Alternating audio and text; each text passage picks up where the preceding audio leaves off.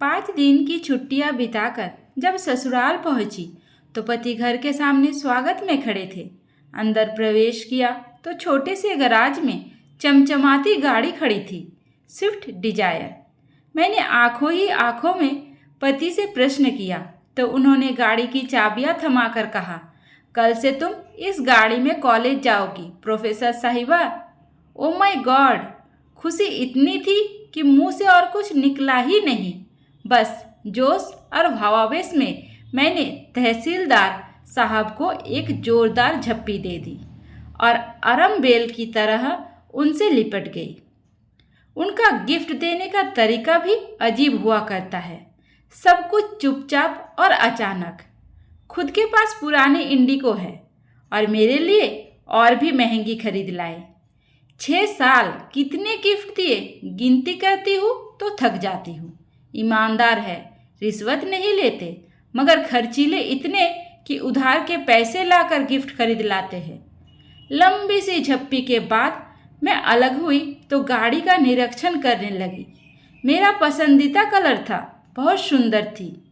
फिर नज़र उस जगह गई जहाँ मेरी स्कूटी खड़ी रहती थी। हठात वो जगह तो खाली थी, स्कूटी कहाँ है?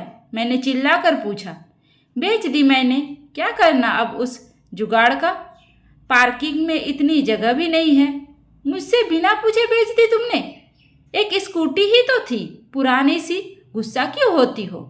उसने भावहीन स्वर में कहा। तो मैं चिल्ला पड़ी। स्कूटी नहीं थी वो, मेरी जिंदगी थी। मेरी धड़कनें बजती थी उसमें, मेरे पापा की जिंदगी थी। मैं आपकी गाड़ी का सम्मान करती हूँ, मगर उस स्कूटी के बिना पे नहीं। मुझे नहीं चाहिए तुम्हारी गाड़ी। तुमने मेरी सबसे प्यारी चीज़ बेच दी, वो भी मुझसे बिना पूछे। मैं रो पड़ी। शोर सुनकर मेरी सास बाहर निकल आई। उसने मेरे सर पर हाथ फेरा तो मेरी रुलाई और फूट पड़ी। रो मत बेटा, मैंने तो इससे पहले ही कहा था, एक बार बहू से पूछ ले। मगर बेटा बड़ा हो गया है, माँ की बात कहाँ सुनेगा। मगर तू रो मत। और तू खड़ा खड़ा अब क्या देख रहा है? वापस ला स्कूटी को। साहब गर्दन झुकाकर आए मेरे पास। रोते हुए नहीं देखा था मुझे पहले कभी। प्यार जो बेइंतहा करते हैं। याचना भरे स्वर में बोले, सॉरी यार, मुझे क्या पता था वो स्कूटी तेरे दिल के इतनी करीब है। मैंने तो कबाड़ी को बेचा है सिर्फ 7,000 में। वो मामूली से पैसे भी मेरे किस काम के थे? यूं ही बेच दिया कि गाड़ी मिलने के बाद इसका क्या करोगी? तुम्हें खुशी देनी चाहिए थी, आंसू नहीं। अभी जाकर लाता हूँ। फिर वो चले गए। मैं अपने कमरे में जाकर बैठ गई, जड़वत सी। पति का भी क्या दोष था? हाँ, 1-2 बार उन्होंने कहा था कि इसे बेचकर नहीं ले ले। मैंने भी हंसकर कह दिया था कि नहीं, यही ठीक है। लेकिन अचानक स्कूटी ना देखकर मैं बहुत ज़्यादा भावुक हो गई थी। होती भी कैसे नहीं, वो स्कूटी नहीं, औकात थी मेरे पापा की। जब मैं कॉलेज में थी तब मेरे साथ पढ़ने वाली एक लड़की नई स्कूटी लेकर कॉलेज आई थी। सभी सहेलियां उसे बधाई दे रही थी। तब मैंने उससे पूछ लिया, कितने की है? उसने तपाक से जो उत्तर दिया, उसने मेरी जान ही निकाल ली थी। कितनी की भी हो, तेरे और तारे पापा के औकात से बाहर की है। अचानक मेरे पैरों में जान नहीं रही थी। सब लड़कियां वहाँ से चली गई थी, मगर मैं वहीं बैठी रह गई। किसी ने मेरे हृदय का दर्द नहीं देखा था। मुझे कभी ये एहसास ही नहीं हुआ था कि वे सब मुझे अपने से अलग, गरीब समझती थी। मगर उस दिन लगा कि मैं उनमें से नहीं हूँ। घर आई तब भी अपनी उदासी छुपा नहीं पाई। माँ से लिपट कर रो पड़ी थी। माँ को बताया तो माँ ने बस इतना ही कहा, छिछोरी लड़कियों पर ज़्यादा ध्यान मत दे, पढ़ाई पर ध्यान दे। रात को पापा घर आए तब उनसे भी मैंने पूछ लिया, पापा हम गरीब है क्या? तब पापा ने सर पे हाथ फिराते हुए कहा था, हम गरीब नहीं हैं बिटिया, बस जरा सा हमारा वक्त गरीब चल रहा है। फिर अगले दिन भी मैं कॉलेज नहीं गई, न जाने क्यों, दिल ही नहीं था। शाम को पापा जल्दी घर आ गए थे और जो लाए थे वो इतनी बड़ी खुशी थी मेरे लिए कि शब्दों में बयां नहीं कर सकती। एक प्यारी सी स्कूटी, तितली सी, सोन चिड़िया सी नहीं, एक सफ़ेद परी थी वो। मेरे सपनों की उड़ान, मेरी जान थी वो। सच कहूँ तो उस रात मुझे नींद ही नहीं आई थी। मैंने पापा को कितनी बार थैंक यू बोला याद नहीं। स्कूटी कहाँ से आई, पैसे कहाँ से आए, ये भी नहीं सोच सकी ज़्यादा खुशी में। फिर 2-3 दिन मेरा परीक्षण चला। साइकिल चलानी तो आती थी, स्कूटी भी चलानी सीख गई। 5 दिन बाद कॉलेज पहुंची अपने पापा की औकात के साथ, एक राजकुमारी की तरह, जैसे अभी स्वर्ण जड़ित रथ से उतरी हो। सच पूछो तो मेरी जिंदगी में वो दिन खुशी का सबसे बड़ा दिन था। मेरे पापा मुझे कितना चाहते हैं सबको पता चल गया। मगर कुछ दिनों बाद एक सहेली ने बताया कि वो पापा के साइकिल रिक्शा पर बैठी थी।